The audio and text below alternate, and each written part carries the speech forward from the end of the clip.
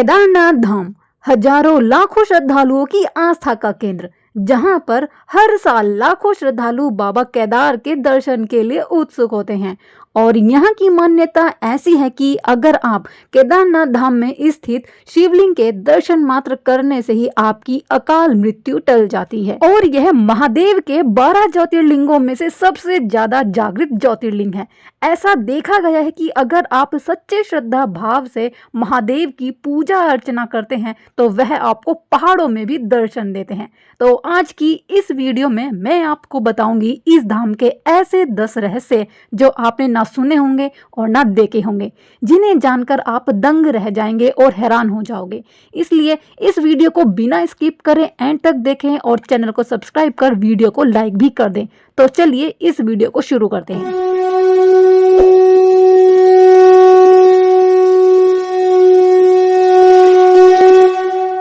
केदारनाथ हिमालय की गोद में स्थित यह 12 ज्योतिर्लिंगों में से सबसे ज्यादा जागृत ज्योतिर्लिंग है। पहला रहस्य, केदारनाथ धाम 400 सालों तक बर्फ के नीचे ढका रहा, लेकिन टस से मस नहीं हुआ। वैज्ञानिकों का मानना है कि इस मंदिर का निर्माण बड़ी बड़ी चट्टानों, पत्थरों एवं शिलाखंडों से इंटरलॉकिंग की तकनीक से बनाया गया है। लेकिन सोचने वाली बात यह है कि जिस समय पर यह मंदिर निर्मित किया गया, उस समय पर इतनी भारी भारी चट्टानों का इस्तेमाल करके किस प्रकार यह मंदिर निर्मित किया गया होगा, क्योंकि यह मंदिर स्वयं समुद्र तल से 3583 मीटर की ऊंचाई पर स्थित है। दूसरा रहस्य, केदारनाथ धाम में भगवान शिवलिंग की पूजा विग्रह रूप में की जाती है, जो बैल की पीठ जैसे त्रिकोणाकार रूप में है। शिवलिंग का यह रहस्य पांडवों से जुड़ा हुआ है। भगवान शिव पांडवों को दर्शन नहीं देना चाहते थे, इसलिए वह अंतर्ध्यान होकर केदार आ पहुँचे। पांडव भी उनका पीछा करते करते केदार आ पहुँचे। उनसे छिपने के लिए भगवान शिव ने बैल का रूप धारण कर और जानवरों के बीच शामिल हो गए। भीम ने इस बात को भांप लिया और अपना एक विशालकाय रूप बनाकर अपने दोनों पैरों को अलग अलग दिशा में पहाड़ों के बीच रखकर खड़े हो गए।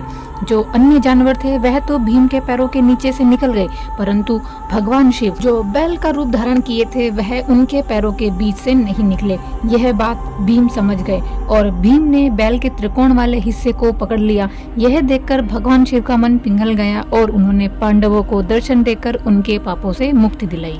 तीसरा रहस्य, यह केदारनाथ शिवलिंग का रहस्य है। पौराणिक कथाओं में बताया गया है कि जब भगवान शिव बैल का रूप धारण कर पांडवों से छिपने का प्रयास कर रहे थे, तब उनका धड़ वाला भाग काठमांडू में प्रकट हुआ, जहां पर अब भगवान पशुपतिनाथ जी का मंदिर है। और शिव जी की भुजाएं तुंगनाथ में, मुख रुद्रनाथ में, नाभि मध्य महेश्वर में और जटा कल्पेश्वर में प्रकट हुई। इन 4 स्थानों के साथ केदारनाथ धाम को मिलाकर पंच केदार के रूप में पूजा की जाती है।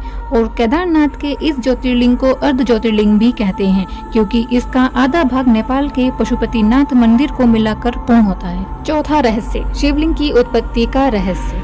पौराणिक कथाओं के अनुसार हिमालय के केदार शृंग पर भगवान विष्णु के 4वें अवतार नर और नारायण महातपस्वी ऋषि तपस्या कर रहे थे। उनकी तपस्या से प्रसन्न होकर भगवान शंकर प्रकट हुए और उनकी प्रार्थना के अनुसार ज्योतिर्लिंग के रूप में सदा वास करने का वर प्रदान किया। यह स्थल केदारनाथ पर्वतराज हिमालय के केदार नामक शृंग पर अवस्थित है। केदार घाटी में 2 पर्वत हैं, नर और नारायण पर्वत। यह उनकी तपोस्थली है। और दूसरी ओर है बद्रीनाथ धाम, जहाँ भगवान विष्णु विश्राम करते हैं। कहते हैं कि सतयुग में बद्रीनाथ धाम की स्थापना नर और नारायण ने ही की थी। 5वां रहस्य, 6 माह तक नहीं बुझता दीपक। दीपावली महापर्व के दूसरे दिन के शीत ऋतु में मंदिर के कपाट बंद किए जाते हैं और 6 महीने के लिए मंदिर के अंदर एक दिया जलाया जाता है। और मंदिर के कपाट पूरे विधि विधान से बंद कर भगवान केदार की एक विग्रह एवं दंडी को 6 महीने के लिए उखी मठ में ले जाते हैं। जब तक कपाट बंद रहते हैं तब तक उसी विग्रह एवं दंडी की पूजा उखी मठ में की जाती है। और चौंकाने वाली बात यह है कि 6 माह तक वह दिया उस मंदिर में जलता रहता है। और जिस अवस्था में मंदिर के कपाट बंद किए जाते हैं, 6 महीने बाद पूरे विधि विधान से कपाट खोले जाते हैं, तो मंदिर ठीक उसी अवस्था में मिलता है जिस अवस्था में बंद किया था। 6ठा रहस्य, केदारनाथ धाम में एक तरफ करीब 22,000 फुट ऊंचा केदार, दूसरी तरफ 21,600 फुट ऊंचा खर्चकुंड और तीसरी तरफ 22,700 फुट ऊंचा भरतकुंड का पहाड़ है। यहाँ पर सिर्फ पहाड़ ही नहीं बल्कि 5 रहस्यमय नदियों का भी संगम है। पहली है मंदाकिनी, दूसरी है मधुर गंगा, तीसरी शीर गंगा, चौथी सरस्वती और पांचवी स्वर्णगौरी।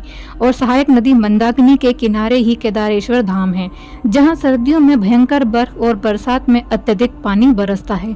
यहाँ पर कब कौन सी प्राकृतिक आपदा आ जाए कोई कुछ नहीं कह सकता। सातवां रहस्य, केदारनाथ मंदिर के पुजारी उत्तराखंड के नहीं बल्कि दक्षिण भारतीय राज्य के रावल वंशज से आते हैं। चूँकि केदार मंदिर के जीर्णोद्धार का कार्य आदि शंकराचार्य जी ने भारत में प्रमुख हिंदू मंदिर के रूप में स्थापित किया, उसी के बाद से यह परंपरा जारी है। आठवां रहस्य, केदारनाथ मंदिर का ये वाला रहस्य जानकर तो आप दंग ही रह जाओगे। इस मंदिर के निर्माण को चौंकाने वाली बात यह है कि जब इस मंदिर को बनाया गया तब मंदिर में लगने वाली सामग्री कोई सीमेंट, रेत, बजरी नहीं है, बल्कि बड़ी बड़ी शिलाओं और बड़ी बड़ी पत्थरों को प्रयोग किया गया है। उस टाइम पर इन पत्थरों और शिलाओं को किस प्रकार एक के ऊपर एक रखकर मंदिर की दीवारों का निर्माण किया गया होगा, ये बात सोचने वाली है और रहस्यमय भी। आप जानकर हैरान रह जाओगे कि इस मंदिर की दीवारें 12 फीट तक मोटी हैं और जब 2013 की आपदा आई थी तब उस आपदा में केदारनाथ मंदिर के आसपास का सारा इलाका मिट्टी में मिल गया था, लेकिन मंदिर पर जरा सी आंच भी नहीं आई। तो आप इस बात से अंदाजा लगा सकते हैं कि यह मंदिर कितना ताकतवर, कितना रहस्यमय और इस पर कितनी भगवान शिव की कृपा है। 9वां रहस्य, केदारनाथ मंदिर 6 फीट ऊंचे चकोर चबूतरे पर बना है। मंदिर की ऊंचाई 85 फीट, लंबाई 187 फीट और चौड़ाई 80 फीट है। केदारनाथ मंदिर की दीवारें 12 फीट तक मोटी हैं और भूरे रंग के मजबूत पत्थरों से निर्मित है। मंदिर का निर्माण इंटरलॉकिंग की तकनीक से बनाया गया है। 10वां रहस्य, भीमशिला पत्थर। भैरवनाथ मंदिर को केदारनाथ मंदिर का रक्षक माना जाता है। ऐसा माना जाता है कि जब 6 महीने के लिए मंदिर के कपाट बंद किए जाते हैं तो भैरवनाथ मंदिर जी ही बुरी आत्माओं और राक्षसों से इस मंदिर की रक्षा करते हैं। प्रमाण है 2013 की आपदा में जब यह आपदा आई थी तब मंदिर को खरोच तक नहीं आई और एक विशालकाय शिला मंदिर के पीछे आकर लग गई, जिससे मंदिर को सुरक्षा मिली और इस शिला को ही भीमशिला के नाम से जाना जाता है। तो दोस्तों, यही थे केदारनाथ के 10 रहस्यमय रोचक तथ्य। आई होप आपको पसंद आए होंगे। अगर आपको पसंद आए तो प्लीज चैनल को सब्सक्राइब करके वीडियो को लाइक करें और कमेंट में हर हर महादेव जरूर लिखें।